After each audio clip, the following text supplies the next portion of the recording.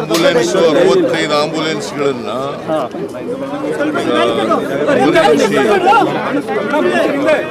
Chief minister ಆಪತ್ಕಾಲ ಕಾರ್ಯಕ್ರಮದಲ್ಲಿ ಇವತ್ತು 65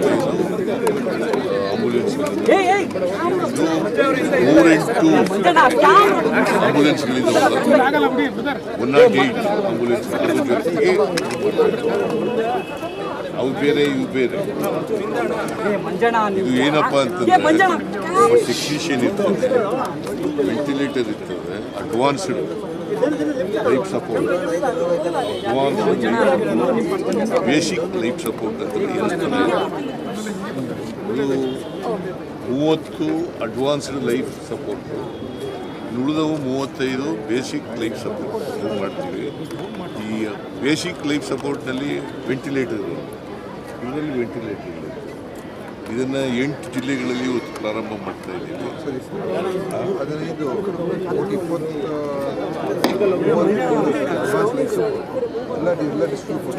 ಎಲ್ಲ ಜಿಲ್ಲೆಗಳಿಗೂ ಎಲ್ಲ ಜಿಲ್ಲಾ ಆಸ್ಪತ್ರೆಗಳಿಗೆ.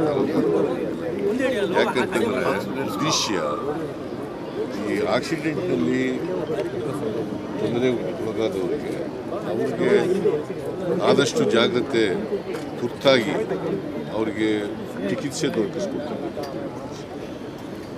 ಅವರ ಲೈಫನ್ನ ಉಳಿಸ್ತಾರೆ. ಸರ್, ಈಗ ರಾಜ್ಯಪಾಲರು ಅರ್ಕಾವತಿ ವಿಚಾರವಾಗಿ ಪತ್ರ ಬರೆದಿದ್ದಾರೆ ಸರ್. ಇಲ್ಲ, ನಾನು ನೋಡ್ತೀನಿ. ಈಗ ಬಿಜೆಪಿಯವರು 4 ವರ್ಷ ಇದ್ರಲ್ಲ, ಯಾಕೆ ಮಾಡಲಿಲ್ಲ? ಅದೇ ನಿಮ್ಮ ಅವಧಿಯಲ್ಲಿ ಬರೆದಿದ್ದಾರಲ್ಲ. ಆಯ್ತಪ್ಪ, ನಮ್ಮ ಅವಧಿ. ನೀವು ಇದನ್ನೇ ಪ್ರಶ್ನೆ ಕೇಳ್ತಾ ಇದೆಯಾ ನೀನು? C, they are in power. Why they are not placed before the assembly? 4 ವರ್ಷ ಇದ್ರಲ್ರಿ. ಈಗ ಟಿ ರವಿ ಲೆಟರ್ ಬರೆದಿದ್ದಾರೆ. ಆಗ್ಯಾಕೆ ಅವರೇ ಮಂತ್ರಿ ಇದ್ರಲ್ಲ, ಆಗ್ಯಾಕೆ ಮಾಡಲಿಲ್ಲ? ಮಾಡಿ ಅಂತ ಹೇಳಿದೆ. ಈಗ ಏನಾಗಿದೆ ಗೊತ್ತಾ ನಿಮಗೆ? ಇದ್ರ ಮೇಲೆ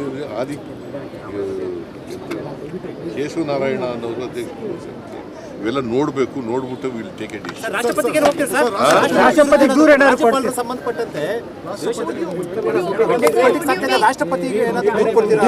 ರಾಜಭವನ ದುರ್ಬಳಕೆ ಆಗ್ತಿದೆ ಅಂತ ದೂರ ಏನಾದ್ರು ಕೊಡ್ತೀರಾ ಸರ್? ಈ ರಾಜ್ಯಪಾಲರು ಎಲ್ಲ ಸಣ್ಣ ಸಣ್ಣ ವಿಚಾರಗಳು. ಈಗ ಅವನು ಯಾವನೋ ಒಬ್ಬ ಕಂಪ್ಲೇಂಟ್ ಕೊಟ್ಟು ಸುಮ್ಮನೆ ನಿಮಗೆ ಏನಂತ ಕಂಪ್ಲೇಂಟ್ ಕೊಟ್ಟು ಮೈಸೂರಿನವರು ಅವ್ರು ಯಾವಾಗ ಕನ್ನಡದಲ್ಲಿ ಸೈನ್ ಮಾಡ್ತಾ ಇದ್ದಾರೆ, ಇಂಗ್ಲೀಷ್ನಲ್ಲಿ ಸೈನ್ ಮಾಡಿಬಿಟ್ರೆ ಅದಕ್ಕೆ ಎಂಕ್ವೈರಿ ಮಾಡಿ ಅಂತ. ಅದು ಇಶ್ಯೂನ